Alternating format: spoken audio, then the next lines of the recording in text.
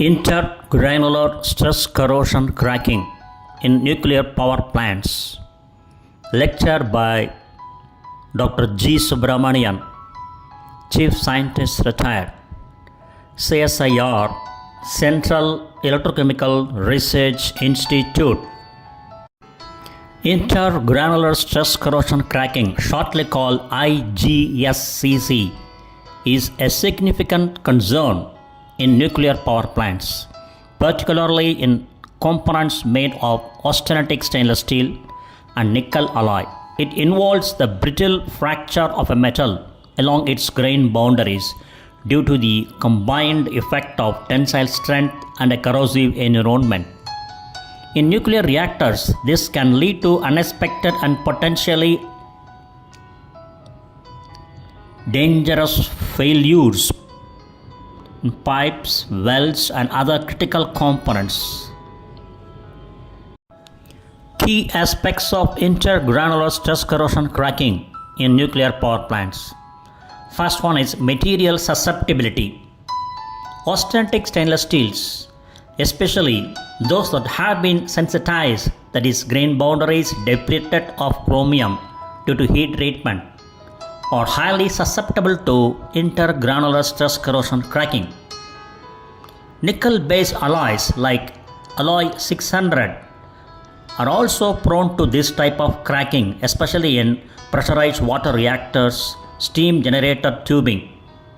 Chromium depletion at grain boundaries reduces corrosion resistance. The next component is susceptible components. Components frequently affected include core shrouds, recirculation piping, control rod drive, that is CRD, stub tubes, control rod drive stub tubes, and in-core housing, particularly in boiling water reactors, BWRs. Primarily affects austenitic stainless steels, example 304, otherwise 316, and nickel-based alloys like examples Inconel 182600 in both boiler water reactors and pressurized water reactors. Intergranular and transgranular stress corrosion cracking of AISI 316L stainless steel at polythionic acid environment. The image on the left side gives the view of the intergranular and transgranular stress corrosion cracking of AISI 316L stainless steel. You can see the yellow arrows. On the image you can see left side transgranular crack growth. The arrow shows there is a transgranular, that is across the grain boundary. Whereas on the right side we can see intergranular crack growth, that is on the grain boundaries, corrosion on the grain boundaries. So this image gives a view about the typical fracture surface of intergranular stress corrosion cracking of sensitized alloy 600. That is alloy 600 HTMA, that is high temperature mill annealed, is a variant of Inconel 600 nickel chromium alloy. So this image you can see that the alloy 600 HTMA is sensitized at 600 degree for 48 hours. You can see the searing on 150% of yield strength at 0.1 molar sodium Na2S4O6 at room temperature 48 hours. Specimen ID is 6ASA1C SA17. You can see the left side, you can see the image, you can see the green arrow pointing towards up critical area after stress corrosion cracking test. Whereas you can see the impact of corrosion. Arrow from on the right side, you can see arrow downwards, you can see the SEM of the corrosion experienced by Inconel 600 nickel chromium alloy, sensitized at 600 degree 48 hours. This is a typical fracture surface of intergranular stress corrosion cracking of sensitized alloy 600. Environmental factors. Environment. High temperature water with dissolved oxygen or hydrogen peroxide from radiolysis. The presence of specific chemical species in the coolant, that is chlorides, hydroxides and polythionic acids, can accelerate intergranular stress corrosion cracking. Dissolved oxygen and irradiation in the reactor environment can also play a role in promoting cracking. The next one is stress conditions. Tensile stresses, residual stresses from welding, thermal stresses and operating stresses all contribute to intergranular stress corrosion cracking.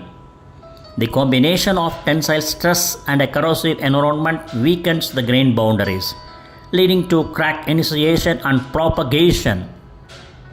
The next one is IGSCC, that is irradiation assisted stress corrosion cracking. A specific type of intergranular stress corrosion cracking that occurs in components subjected to high neutron flux, changing the material's grain boundary chemistry, microstructure, making it more susceptible to cracking, which is more common in core components. Examples of intergranular stress corrosion cracking in nuclear reactors. So in boiler water reactors, the intergranular stress corrosion cracking has been a major concern. Its piping, particularly near welds. The image on the bottom gives you, on the center gives you the view. The mitigation that illustrates the mitigation of intergranular stress corrosion cracking in a pipe weldment using internal dia, that is inner dia. Cooling during a weld overlay process in boiler water reactor. So you can see the image. This is inner dia, outer dia, original grit seam and base material. You can see the point of intergranular stress corrosion cracking and ID cooling. There is the arrow from left to right.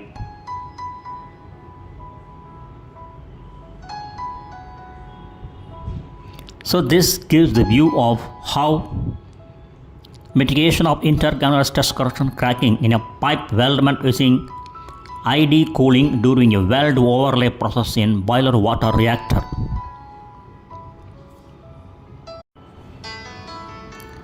Generally, intergranular corrosion and stress corrosion cracking have been observed in pressurized water reactors, steam generator tubing, pressurizer instrument penetrations and other components. Examples of intergranular stress corrosion cracking in nuclear reactors. The SCM images of fracture surfaces of nickel 16% chromium ion alloys after test in pressurized water reactor, water at 360 degrees centigrade. You can see from top to bottom, we can see one by one. Image on the top left side gives the view of 11% nickel type 316 at 360 degrees centigrade at 668.5 hours. You can see the images. And next one is 20% nickel and 16% iron at 360 degrees centigrade at 1488.3 hours. The next image on the right side gives a view of 25% nickel, 16% iron, temperature 300 degrees centigrade, 5252.6 hours. The next right side is 32% nickel and 16% iron, temperature 360 degrees centigrade and 1488.3 hours. On the bottom you can see left 40% nickel and 16% iron, temperature 360 degrees centigrade, 7980.1 hours. On the right side, next one, 50% nickel and 16% iron, temperature 360 degrees centigrade, 1488.3 hours. The next on the right side, 60% nickel, 16% iron, temperature 360 degrees centigrade, 5252.6 hours. The last one, right side is 76% nickel alloy, that is alloy 600. Temperature 360 degrees centigrade, 355.2 hours. Examples of intergranular stress corrosion cracking in nuclear reactors. RBMK reactors. RBMK stands for Reactor Bolshoi-Moshnosky-Kanalny. A high-power channel-type reactor is a Soviet-designed graphite-moderated nuclear power reactor developed in the 1960s or 70s. It is known for its unique pressure tube design and use of water coolant. Infamous for 1986 Chernobyl disaster, the RBMK reactors, of which 11 are still in use in Russia, had serious design flaws like a positive void coefficient, which were later modified to enhance safety. Similar cracking issues have been observed in the stabilized stainless steel piping of RBMK reactors, mirroring the experience with Western boiler water reactors. The typical image on the left side gives the view of intergranular crack progression in heat affected zone and appearance of fracture surface at RBMK piping materials. The left side gives the view of the material, and on the right side the image gives the view of the extent of damage and corrosion experience, that is intergranular corrosion experience by the RBMK piping materials. Next one is mitigation and prevention. Various strategies are employed to mitigate intergranular stress corrosion, including as they follows: water chemistry control, maintaining proper water chemistry, example injecting hydrogen into the coolant to reduce the electrochemical corrosion potential, that is ECP, reducing oxygen levels, lowering the conductivity or controlling conductivity of water, or reduce impurities to minimize the corrosive environment. Further, material selection and modification using intergranular stress corrosion cracking resistant alloys or applying surface treatments to reduce susceptibility. Material selection using low carbon stainless steel, that is 316L, to prevent sensitization, and resistant alloys like Inconel 690. Next one is stress management, reducing residual and operating stresses through techniques like surface treatment, heat treatment, shot peening, or stress improvement methods, that is by applying weld overlays to strengthen joints, or surface stress improvement techniques. Further, under mitigation and prevention is repairs, applying specialized weld overlays to reinforce cracked pipes as described in ASME code case 5041, that is American Society for Mechanical Engineers. That is then inspection and monitoring, regularly inspecting components for signs of cracking using non-destructive techniques, NDT. Mitigation and prevention. Under this, ASME code case N50141 provides alternative rules for repairing class 1, 2 and 3 austenitic stainless steel piping, primarily by employing weld overlay to address flaws like stress corrosion cracking, SCC.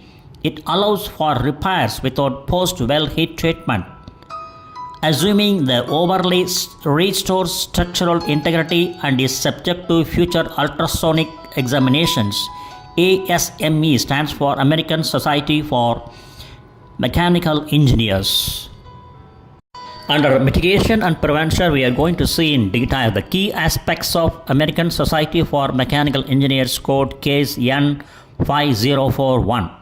The purpose allows for the repair of austenitic stainless steel piping using weld overlay, that is structural overlays.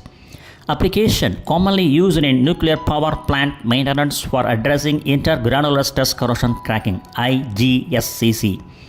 Methods employed: applies weld overlay to reinforce the pipe wall, mitigating cracks without needing to remove the pipe from service, provided the overlay satisfies the structural requirements. Then modification for materials. While originally for stainless steel, this code case has been used as a basis to design with modifications repairs for inconel alloys, example using inconel 5-2 overlay.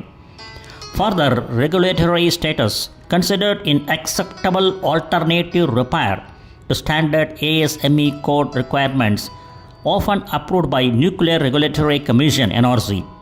This code case has been superseded by later versions, example N5044, and is often used in conjunction with non-mandatory appendices regarding weld repair techniques.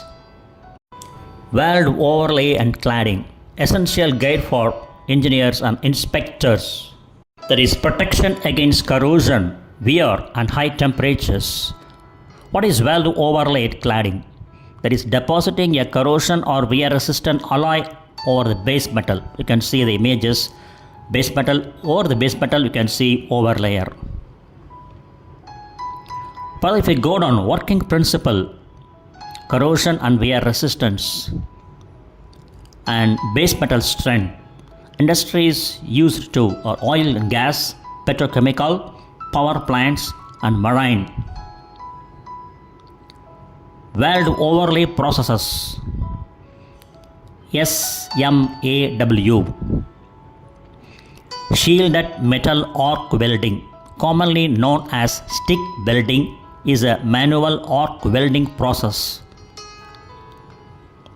Then MIG, metal inert gas welding, an arc welding process where a continuous solid wire electrode and shielding gas are fed through a welding gun.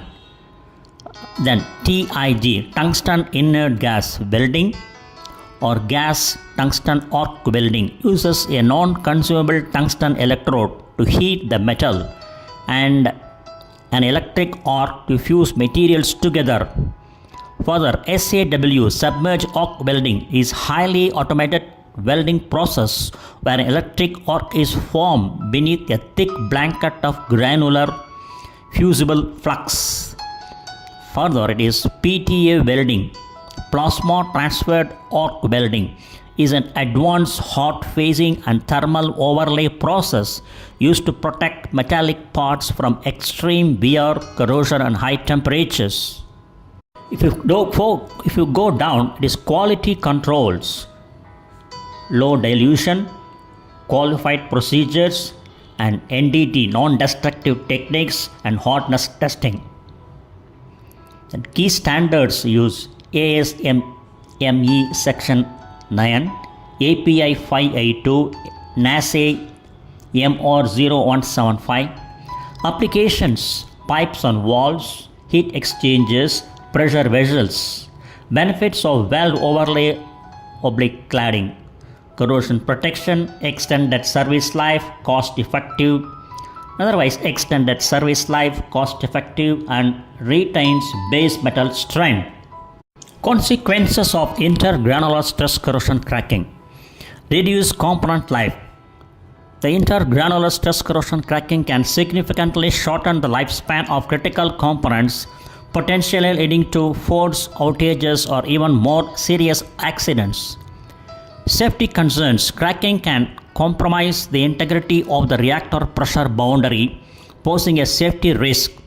Economic costs: repairing or replacing damaged components can be very expensive, and forced outages can result in significant lost power generation.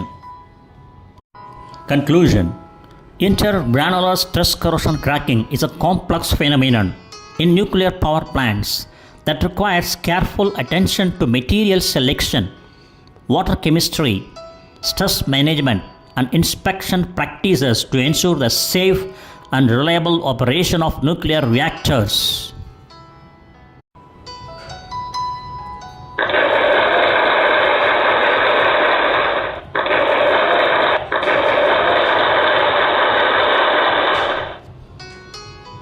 Thank you very much for watching this video and thanks for your patience.